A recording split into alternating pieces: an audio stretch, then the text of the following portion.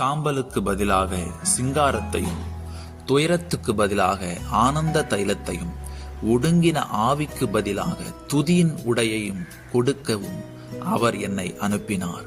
ஏசாயா 61:3. பிரியமானவர்களே, சோர்ந்து போக வேண்டாம்.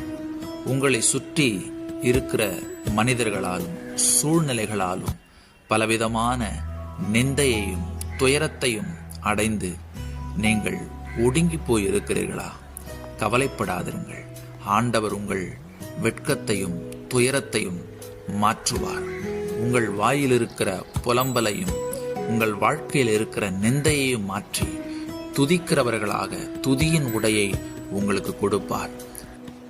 அன்னாள் ஜெபித்தபடியால் அவள் புலம்பலை மாற்றி துதிக்கிறவளாக மாற்றினார், சாம்பலை மாற்றினார். ஜெபியுங்கள், உங்கள் சாம்பலான வெட்கத்தை மாற்றுவார்.